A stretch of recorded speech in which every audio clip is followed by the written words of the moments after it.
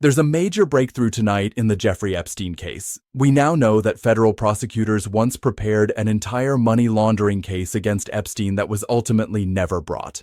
I'm Ari Melber, MSNBC anchor and chief legal correspondent, and in this breakdown I'm going to walk you through what we've just learned from new reporting by Bloomberg and the New York Times, what it means for accountability, and why it puts renewed pressure on the Trump Department of Justice. Then I'll turn to a second major issue shaping our democracy right now: Donald Trump's efforts to expand his control over the military, intimidate critics, and distort the reality that he is constitutionally a lame duck president who cannot serve beyond 2028. Let's start with Epstein. Two major investigative reports just dropped, both built on years of Freedom of Information Act litigation and document recovery. What they reveal is astonishing. Back in 2007, a federal prosecutor drafted a 53-page indictment and an 82-page prosecution memo laying out a detailed roadmap for charging Epstein with money laundering. This was not theoretical. This was a fully built legal case designed to follow the money tied to Epstein's abuse network. According to Bloomberg's review of the documents, the prosecutor even warned that Epstein would continue sexually abusing girls if federal authorities did not act quickly. But instead of moving forward, senior officials inside the George W. Bush Justice Department told her she was being too aggressive.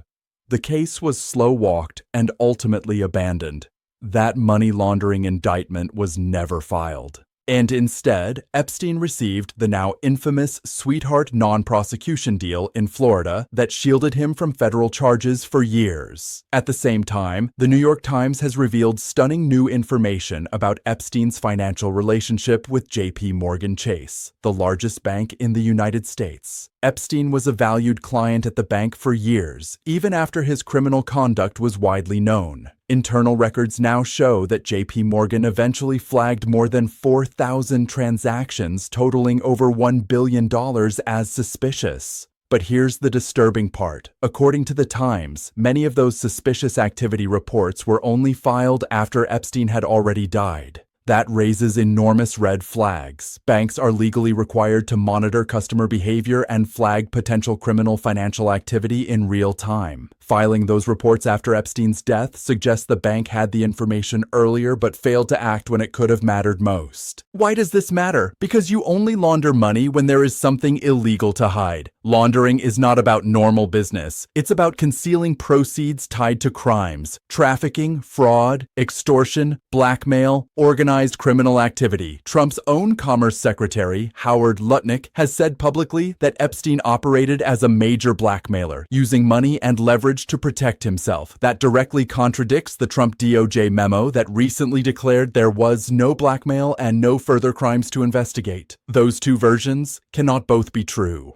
The Times also reports that JP Morgan flagged transactions involving two U.S. presidents, widely believed to be Bill Clinton and Donald Trump, among many other powerful figures. The reporting further ties Epstein's money flow to billionaire financier Leon Black, retail magnate Lex Wexner, and media baron Conrad Black, individuals who each transferred massive sums to Epstein under questionable explanations. In some cases, Epstein was not even legally qualified to provide the types of financial services he claimed to be offering, and that leads to the unavoidable question: were these payments legitimate, or were they part of hush money, blackmail, or extortion schemes? What this all shows is that Epstein didn't operate in a vacuum. His trafficking operation intersected with elite institutions, global finance, and multiple administrations. And yet, time and again, accountability failed. The original illegal plea deal happened under a Republican administration. Epstein's death in federal custody happened under Trump's DOJ. The investigative files sat untouched for 4 years under the Biden DOJ without public release. Now Trump has returned to office and is again blocking full transparency. No matter the party, the institutional failure here is undeniable. Now we come back to the present.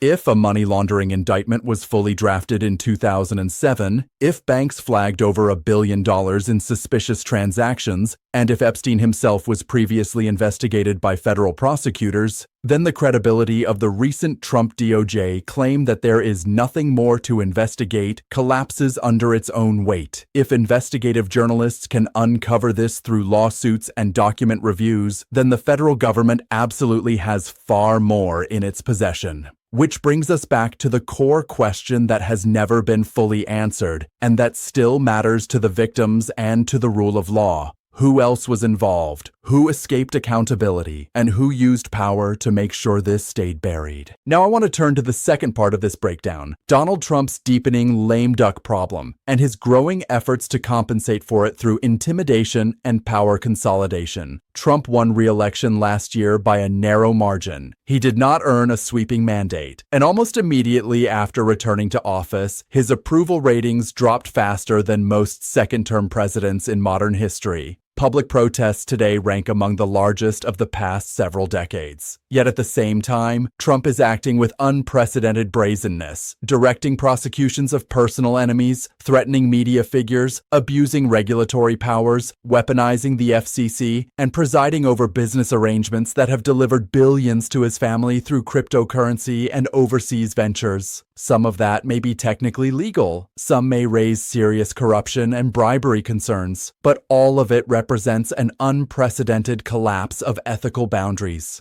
And yet there is one constitutional fact Trump cannot escape. He cannot run again. He is a lame duck president. We are now approaching the midterm elections that historically reshape political power. Senators serve 6-year terms. Governors are planning beyond Trump. Even members of his own party are quietly preparing for the post-Trump era. This is the iron law of American politics. Once a president cannot run again, political gravity shifts away from him. We've seen this before. George W. Bush left office far less popular than when he assumed it, even after presiding over 2 major wars. Harry Truman's approval collapsed into the 20s at the end of his term. Today, Trump's approval sits well below where it stood at the time of his election victory. And with midterms approaching, the pressure inside Washington to look beyond him is only growing. What makes Trump different is not just his declining political standing. It is the aggressive, increasingly autocratic strategy he is deploying to blunt opposition and distort democratic accountability. Unlike prior presidents, he is openly pushing military deployment inside U.S. cities without justification. He is using law enforcement power to intimidate critics. He is pressuring media outlets, and he is attempting to convince the public that constitutional limits don't really apply to him. The real reason this coercive strategy exists is simple. Opposition still matters. If it didn't, he wouldn't be taking these risks. He wouldn't be spending political capital trying to silence comedians, manipulate federal agencies, or blur the constitutional truth that his time is limited. These tactics are not the signs of political strength. They are the signs of a president trying to outrun political reality.